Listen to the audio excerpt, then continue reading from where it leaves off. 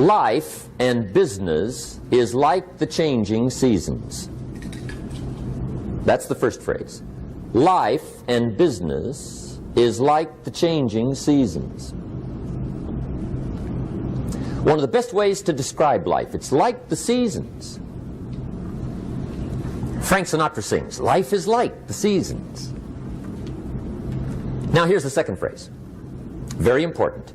You cannot change the seasons, but you can change yourself.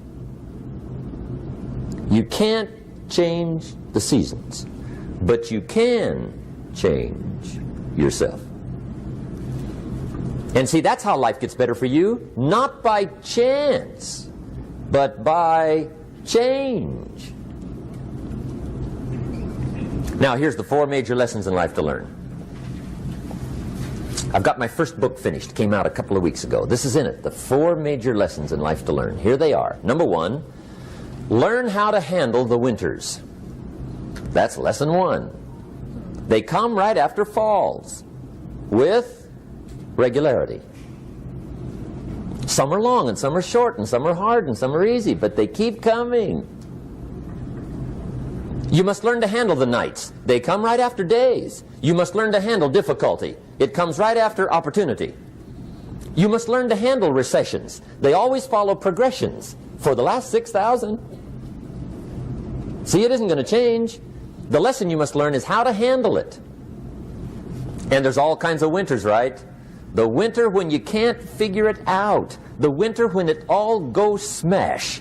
The winter when it turns belly up. The winter when it won't work, when you've run out of money and you've got a broken heart. See, those are winter times. There's all kinds. Economic winters, social winters, personal winters. When your heart is smashed in 1,000 pieces and the nights are unusually long, your prayers seem to go no higher than your head. It's winter time. Barbra Streisand sings, "It used to be so natural to talk about forever, but used to be's don't count anymore. They just lay on the floor till we sweep them away. You don't sing me love songs, and you don't say you need me, and you don't bring me flowers anymore." A song of winter. But see, the disappointments come. Those are normal. That's part of life. But the question is, how do you handle it? How do you handle the coming winters and the disappointments and the down times? Well, you can't get rid of January by tearing it off the calendar. But here's what you can do. You can get stronger, you can get wiser, and you can get better. The winters won't change, but you can. And that's how life changes for you. See, before I understood, when it was winter, I used to wish it was summer. I didn't understand. When it was hard, I used to wish it was easy. I didn't know. And then Mr. Schoaf gave me a part of his very unique philosophy when he said, "Don't wish it was easier, wish you were better."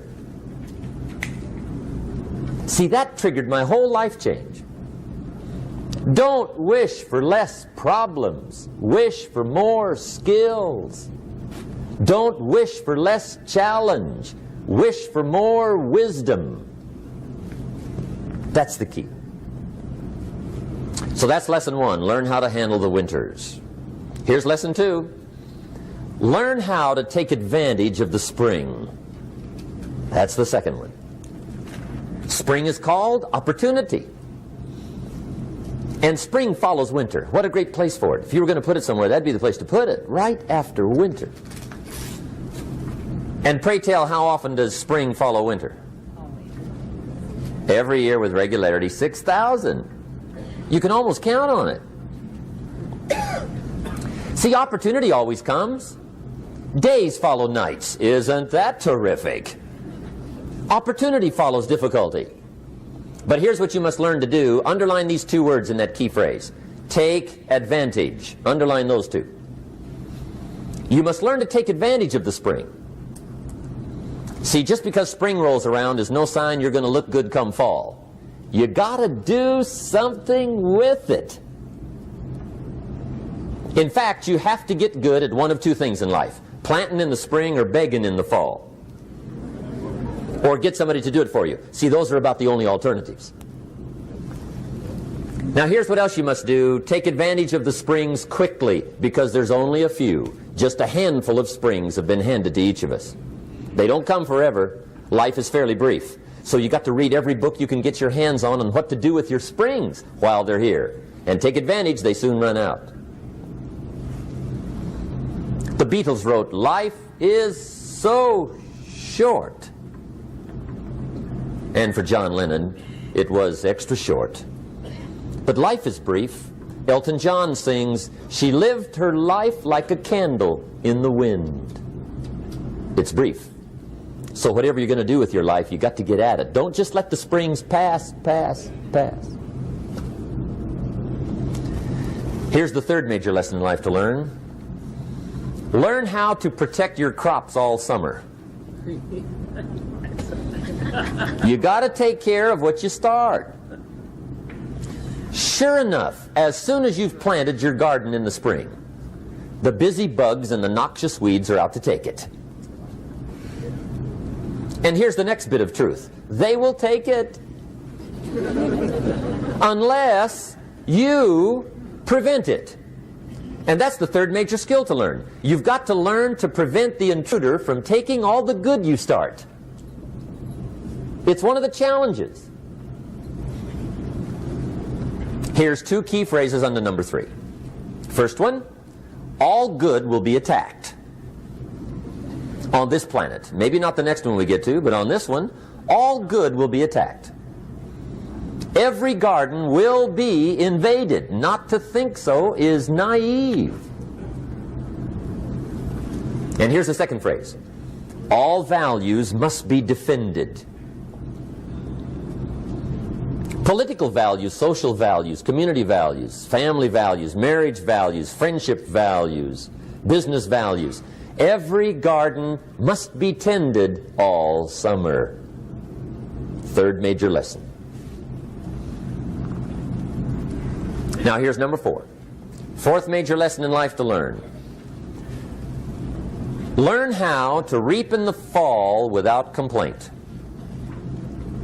Learn to reap come harvest time without complaint. Take full responsibility for what happens to you. It's one of the highest forms of human maturity, accepting full responsibility. It's the day you know you've passed from childhood to adulthood, the day you accept full responsibility. And another note, learn to reap in the fall without apology. Without apology if you do well, and without complaint if you don't. That's maturity. I used to have that long list of reasons why I wasn't doing well. To explain. You got to explain, right? Otherwise you're going to look bad. I used to have this funny list called Reasons for Not Looking Good.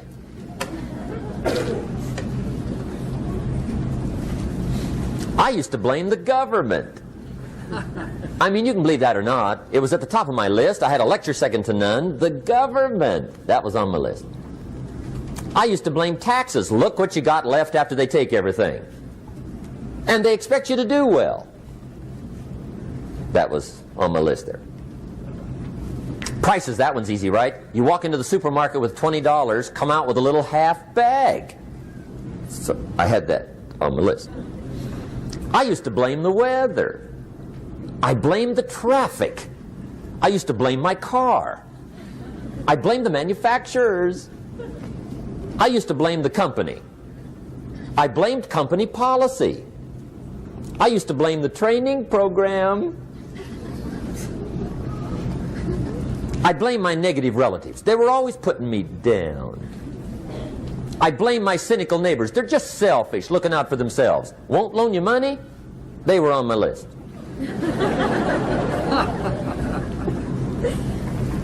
I used to blame the economy. I blamed the community. That's a pretty good list for not doing well, isn't it? I thought it was good. I'll never forget one day, Mr. Schoaf was very kind, but he was also very blunt, and this was no exception. And I'm glad he was blunt. There's a lot of things I'd have missed if he hadn't have been blunt. One day, with sort of a curious look on his face, he said, "Jim, just out of curiosity, tell me, how come you haven't done well up until now?" Excellent question. I thought, well, so I won't look too bad, I'll go through my list. And this list I just gave you, I put that on him. And he was very patient. He let me go through the whole thing, the government, the weather. I went through this whole thing. When I finished, he looked my list over very carefully. He said, "Mr. Rohn, big problem with your list. You ain't on it." How brilliant.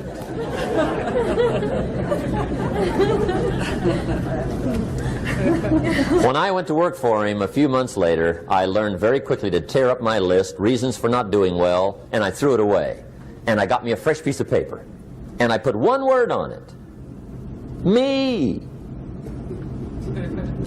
There's a black heritage spiritual that says, "It's not my mother nor my father, nor my brother nor my sister, but it's me, O Lord, standing in the need of prayer." See, I used to blame everything outside. And then let me give you a little philosophy that helped turn my life around. For your notes, here it is. It's not what happens that determines the quality or the quantity of your life. It's not what happens. And the reason is because what happens to about everybody. No different. The sun went down on all of us last night. A common event, a happening. And I found out that the same things can happen to two different people. One gets rich and one stays poor. Why is that? It's because it's not what happens, but rather it's what you do that changes everything. So that's a key phrase. It's not what happens, it's what you do. What happens is about the same. You might put that in parentheses here. Same. What people do, that's what's different. Anything can happen, right? Everything can happen. I've heard all the stories. I've been one of the stories. Hey, we could all tell stories all night long, right? Happenings. Anything can happen. Have you heard of Murphy's Laws? Anybody here heard of Murphy's Laws? Okay, most of you have. Murph had these laws. One of them was, if anything can go wrong, it will. That's one of Murphy's Laws. He was not one of the great positive speakers of the day. But anyway, it's still true though, right? Anything can go wrong, everything can go wrong. For sure. I've fallen out of the sky so many times. Once to the tune of a couple of million. Devastating. Took me a while to survive that one. Now, it wasn't all that much, but it was all I had. Right? I mean, that's when it's much, right? When it's all you got. If you got 3, 2 go, you got 1 left, you ain't looking that bad. But when it all goes. Has anybody been there when it all went? Anybody? Come on, the rest of you liars. Go ahead.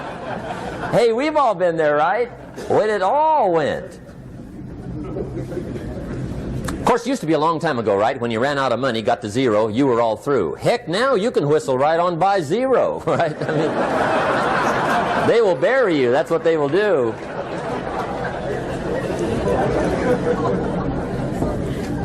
But see, those are the happenings, right? Everything can happen. Anything can happen. But it's not the happenings. It's what you do about it.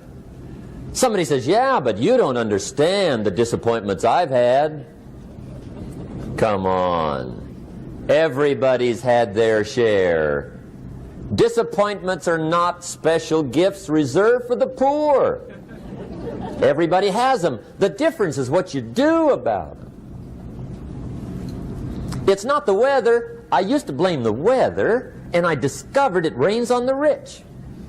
So see, that won't help. 2 men wake up one morning, there's a rainstorm on. One of them looks out his window, sees the rainstorm, and he says, wow, what a storm. With weather like this, they can't expect you to go out and make sales. He stays home. Same morning, the other guy looks out his window, sees the same storm, says, "Wow, what a storm." But he says, "You know what, with weather like this, what a great day to go out and make sales. Most everybody will probably be home, especially the salesman."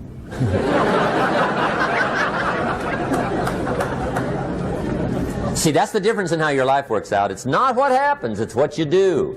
So here's one of the key questions of the evening. Starting tomorrow, what are you going to do that'll make a change in your life's direction?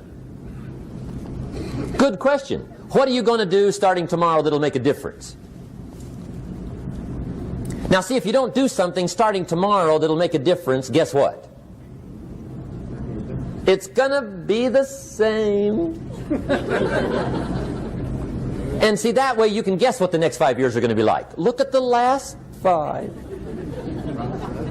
Because the next 5 are going to be like the last 5 unless you, major key, tomorrow, change it all. Or change a little, or change something, or don't change. It's choice time. You can do whatever you want. But it's nice to know any day you wish you can change your whole life. What can you do starting tomorrow that'll make a difference? Good question. What can you do with economic chaos, massive disappointment? What can you do with a broken heart? What can you do when it won't work? Good question. So if I had a word with you tonight, one-on-one, just you and me, I think my personal advice to you would be, this year, 1981, reach down inside of you and come up with some more of those remarkable human gifts. They're there, waiting to be utilized. And then change anything for you want to change. And I challenge you to do that because you can change. If you don't like how it is for you, change it. If it doesn't suit you, change it. If it doesn't please you, change it. If it isn't enough, change it. And I challenge you to do that because you can change. See, you don't ever have to be the same again after tonight, only by choice. If you don't like your present address, change it. You're not a tree.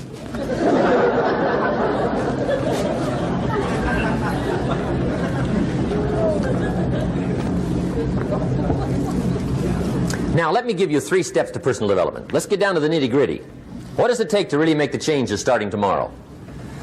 It takes more than philosophical pronouncement. I know that. It also takes more than enthusiasm. I know we're hearing a lot about enthusiasm these days, but see, that just won't do the job. We're still hearing the old cliches of the 30s, right? To be enthusiastic, you must act enthusiastic. But see, that's not going to help. After you have leaped about, there are some things you got to do, or it isn't going to change. See, you can get all excited about lifting 200 pounds till you get to the gym. And then you need a new excitement. And the new excitement is called discipline. Major step to human progress. Discipline. If there's one thing to get excited over, that's it. Get excited over your ability to make yourself do the necessary things. What could you make yourself do starting tomorrow that would change it all? No! Tell him. Now, see, that's exciting. On any given day, you can massively change the direction of your life. Murder is a clear example that any one person on any given day can forever alter the course of their life. It just happens to be a negative act. But just as sure as you can commit a negative act, you can also commit a positive act and forever alter your life whenever you wish. Now that's exciting. And whatever that act might be that changes your life. The guy finally takes a shotgun to his car and blows out every window, destroys every tire, puts 100 rounds in this shabby old thing. And he says, I have driven this embarrassing thing for the last time. And not only will I never drive it again, nobody else will ever drive it again. And he lets that shuddering thing stand there for a while as a monument to the day he said, Today my life changes. Now who can do that? Anybody. When can you do it? Whatever day you pick.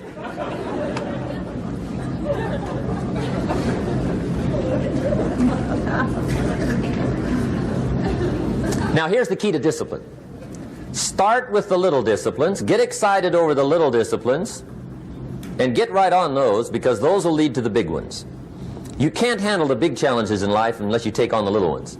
Make a list of all the things you can do, get right on those, discipline yourself for those, both for the results and for the muscle and for the practice, so that when life hands you some big challenges, you'll be ready, you'll have the muscle.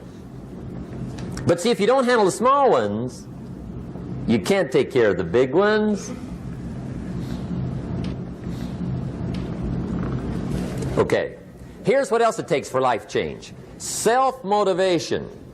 Key phrase, self-motivation. I don't know why we call it self-motivation. It's really the only kind there is. You've got to motivate yourself. Because I found out you can't change people. They can change themselves, but you can't change them. Lord knows some I've tried. But see, it won't work. People have to change themselves. I learned some of those lessons early.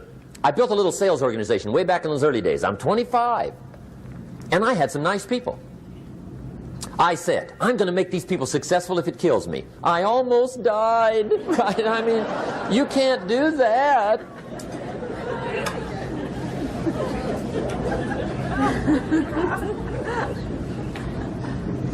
See, I've discovered this. Good people are not trained, they're found. You find good people. You don't make them good, you find them good.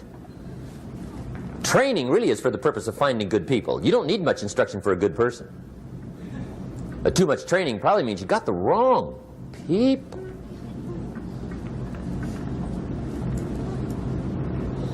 So you got to find the right people. That's the key to getting a good job done. One of the major things we learn in management, lesson 1, don't send your ducks to Eagle School.